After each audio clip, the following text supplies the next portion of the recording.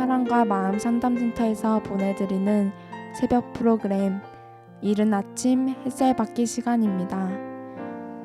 말씀을 통해 내면의 힘을 얻는 마음 치료를 경험하는 시간이 되시길 바랍니다.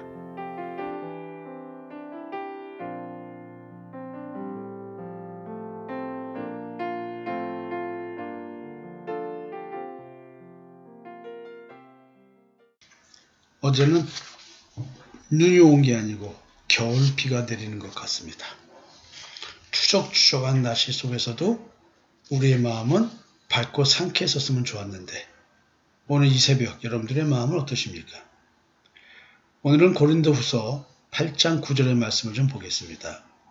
우리 주 예수 그리스도의 은혜를 너희가 알거니와 부요하신 자로서 너희를 위하여 가난하게 되심은 그의 가난함을 인하여 너희로 부요케 하려 하심이라.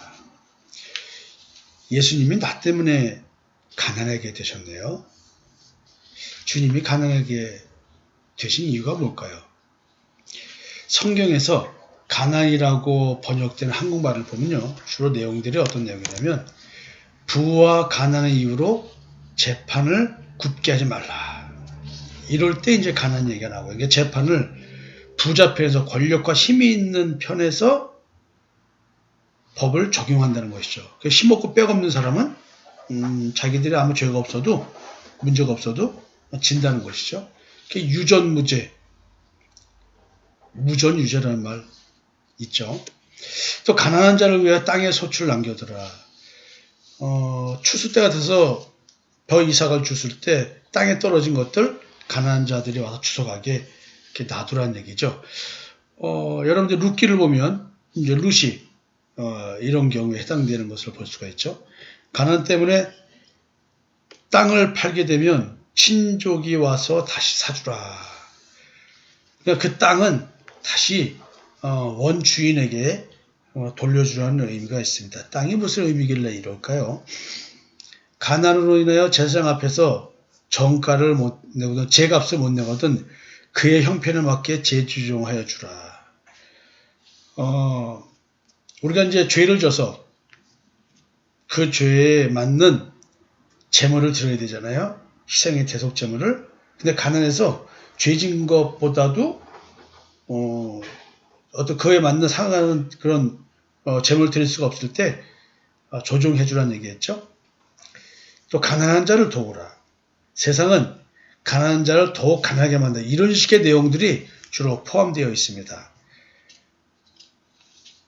성경 말씀을 통해서 우리가 주님께서 우리 때문에 가난해지셨다는데 가난의 개념을 제대로 좀 알아야 됩니다. 이 가난과는 분명히 하나님의 마음이 연결되어 있습니다. 신명기 15장 11절에 보니까요. 땅에는 언제든지 가난한 자가 그치지 아니하겠으므로 내가 네게 명하여 이르노니 너는 반드시 네 경내 네 형제의 곤란한 자와 궁핍한 자에게 네 손을 펼지니라. 그러니까 이게 가난한 자를 도와주라 할 때 이 가난이 도대체 무슨 의미일까요? 여러분에게 많이 말씀드렸는데 기억나시는지 모르겠습니다. 예수님이 우리를 위해 가난하게 되셨다. 성육신하였다. 인간의 몸으로 오셨다. 이것은 뭐냐면 죄 아래에 오신 것이고요. 율법 아래에 오신 거예요. 죄 없으신 분이. 이런 얘기를 전제해서 이런 말씀들을 보면 무슨 의미인지 좀 감을 잡을 수 있습니다. 자, 이 말씀대로 하면 이 세상에는 가난한 자가 늘 있습니다. 내 주변에 내가 사는 동네의 가난한 자를 반드시 나의 손으로 베풀어서 그들을 도와주려는데 도리어 우리는 선교 헌금을 내고 교회에 11제를 내고 감사헌금을 내지만 막상 내 이웃 도와주는 것 그렇게 쉬울까요? 또 교회도 마찬가지고 가난한 자들은 항상 너희와 함께 있거니와 나는 항상 있지 아니하리라 하시던 주님의 말씀처럼 이 가난한 자들이 항상 있기 때문에 이 가난한 자들을 늘 그렇게 풍족하니만큼 그들이 채워지리만큼 결핍이 채워지리만큼 우리가 도와줄 수 있을까요? 가난한 자는 늘 있으니까 언제든지 도와줄 수 있지만 주님은 늘 있지 않기 때문에 여러분들 주님께서는 나한테 좀 신경 좀 써라 이런 얘기를 하시네요. 가난한 자를 직접 도와주는 일 이게 뭘까요? 가난한 자를 불쌍히 여기는 것은 여호와께 꾸이는 것이니 그 선행을 갚아주시리라. 그래서 우리는 가난한 자를 열심히 도와주고 그러겠죠? 하나님께서 나한테 꾸는 거랍니다. 잠언 19장 17절의 말씀입니다. 그 여기서 가난한 자가 진짜 경제적으로 가난한 자 같이 보이는데, 그러면 우리 예수 믿는 자들은 도대체 나의 삶을 어떻게 하려는 거예요? 지금 절대 빈곤이 무엇입니까? 우리는 지금 상대적 빈곤에 시달리지 절대 빈곤에 시달리지는 않거든요. 지금 가난한 자와 하나님과의 관계, 이게 뭘까요? 가난한 자에게 한 나의 선행은 하나님이 갚아주신다는데 이게 무슨 말일까요? 오늘도 가난한 자를 찾아 나서야 되나요? 내가 가난한 자 같은데. 가난한 자에 대한 나의 태도가 의미하는 게 뭘까요? 잠언 14장 31절에요. 가난한 사람을 학대한 자는 그를 지으신 이를 멸시하는 자요, 궁핍한 사람을 불쌍히 여기는 자는 주를 존경하는 자이라. 여러분, 이게 물질적 가난을 말할까요? 심령이 가난한 자라고 말하는데 그 심령의 가난이 뭘 말할까요? 여러분 좀 생각해 주셨으면 좋겠습니다. 고린도후서 9장 9절에 기록한 바 저가 흩어 가난한 자에게 주었으니 그의 의가 영원토록 있느니라 한 것 같으니라. 흩어서 자기 있는 재산을 다 줬대요. 이게 실제로 그런 행위를 한 겁니다. 근데 이게 뭘 의미하는 걸까요? 고린도후서 8장 2절입니다. 환난의 많은 시련 가운데서 저희 넘치는 기쁨과 극한 가난이 저희로 풍성한 연분을 넘치게 하게 하였느니라.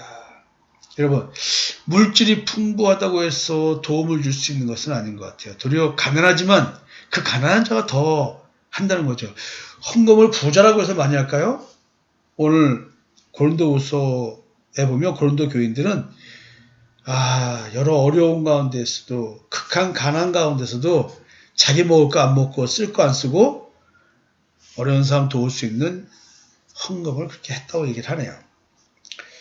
하나님께서 그 가난한 자에 대한 관심이 이렇게 있음을 얘기합니다. 시편 9편 12절인데요. 피 흘림을 신문을 하시는 이가 저희를 기억하시며 가난한 자의 부르짖음을 잊지 아니하신도다.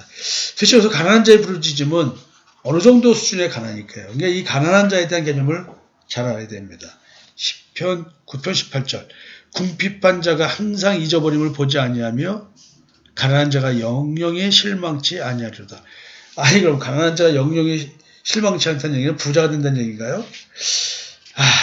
이 가난한 자, 심령이 가난한 자. 잘 기억해 주세요. 자, 사무엘상에는 이런 말씀이 있습니다. 2장 7절인데요. 여호와는 가난하기도 하시고 부하기도 하시며 낮추시기도 하고 높이시기도 한도다.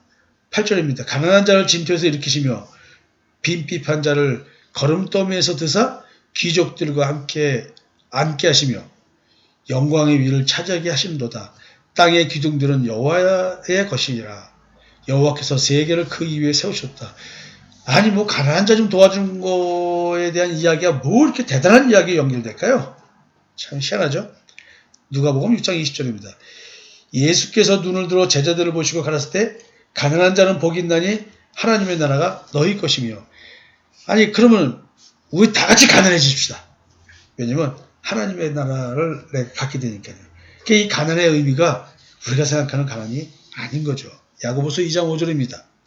내 사랑하는 형제들아 들을지어다 하나님이 세상에 대하여는 가난한 자를 택하사 믿음에 부유하게 하시고 또 자기를 사랑하는 자들에게 약속하신 나라를 유업으로 받게 아니하셨느냐. 그러니까 세상에 대하여 가난한 자, 세상 여기서 말하는 세상이 이 세상인데 여기 이 세상에 대해서 가난한 자는 뭘까? 이 세상은 율법적 세상이죠. 선악을 알게 한 나무의 열매를 먹는 세상에서 가난한 자는 얘기는 율법을 지키는 자가 아니라 율법의 의미를 깨달아서 그 의미대로 지키는 자입니다. 그러니까 이제 이 가난한 자는 율법주의자들이 보는 거예요. 의가 없는 자들. 이 믿음의 의를 가진 자들이 된 얘기겠죠. 신명기 8장 11절에서 20장을 보면 이게 또 좋은 내용이 많습니다. 제가 이거 길지만은 여러분들 읽어보겠습니다. 내가 오늘날 네게 명하는 여호와의 명령과 법도와 규례를 지키지 아니하고 네 하나님 여호와를 잊어버리게 되지 않도록 삼갈지어다.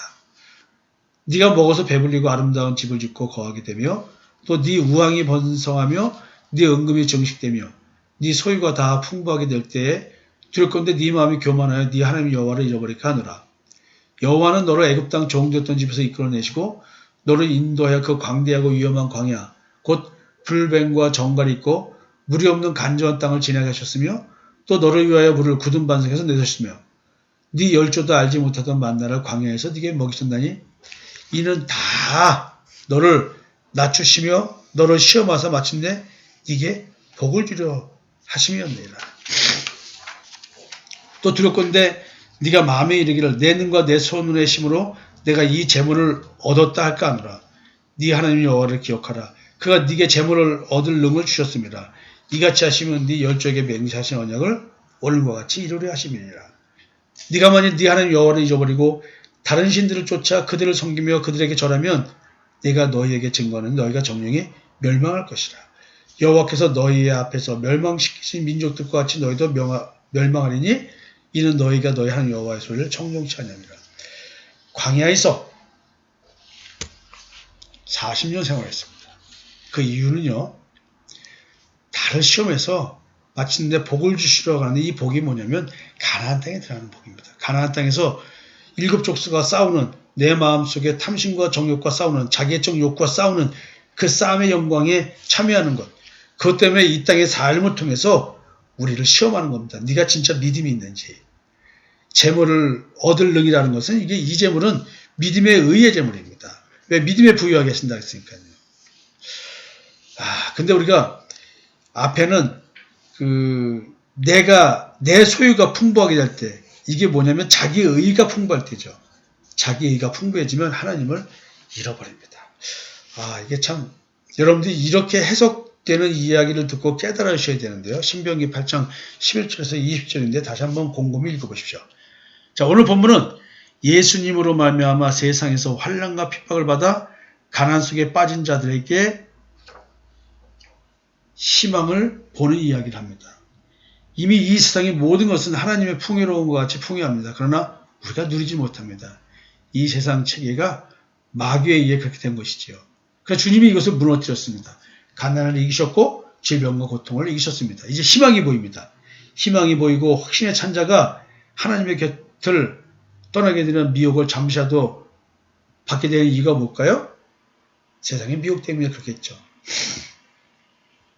여러분, 이게 지금 미혹, 복을 잃어버리는 것, 이건 다요. 지금 예수 그리스도의 십자가의 대속의 은총과 연계된 것입니다. 곧 허탄과 거짓말을 내게서 멀리하옵시며 나로 가난하게도 마옵시고 부하게도 마옵시고 오직 필요한 양식으로 내게 먹이시옵소서. 혹 내가 배불러서 하나님 모른다 여호와가 누구냐 할까 하며 혹 내가 가난하여 도둑질하고 내 하나님의 이름을 욕되게 할까 두려워함이니라. 이거는 물질적인 것 같죠. 이 땅의 삶을 통해서 삶에 매이는 그런 인간에 대한 본질을 말합니다. 그러나 본질적으로는 뭐냐면 우리 주 예수 그리스도의 은혜를 너희가 알거냐. 부요하신 자로서 하나님께서 너희를 위하여 가난하게 되심은 이 가난하게 되심은 앞에서 말씀드린 것처럼 성육신을 말하죠. 그의 가난함을 인하여 너희를 부요케 하느니라. 우리로 하여금 정말로 세상에서 가난한 자가 믿음에 부유하게 돼서 마음의 힘을 얻게 하기 위해서 이 땅에 오셨다는 얘기를 하는 것입니다. 가난은 무엇입니까? 선하고 악한 나무의 열매를 먹고 자기의 의를 더 이상 추구하지 않는 것. 내 소유물, 내 자산에 탐내지 않는 것. 이걸 말하는 겁니다. 믿음의 부유함, 예수 그리스도의 십자가의 대속의 은총을 믿는 믿음인 것입니다. 여러분, 오늘 한번 성경 구절 많이 읽어드렸는데요. 오늘 본문만 가지고 한번 생각해 보시면서 주님이 나 때문에 가난해지셨는데 이 가난이 세상적인 가난이 아니라 영적인 것입니다. 오늘 믿음의 부유함을 얻는 그 길을 한번 걸어가 보시겠습니까? 여러분, 함께 갑시다.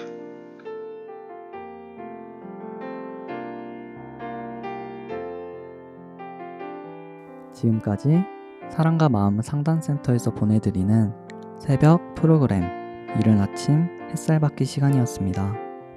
오늘 하루 삶 속에서도 대속의 은총으로 말미암아 주어지는 믿음의 삶을 사는 여러분이 되시기를 기도합니다.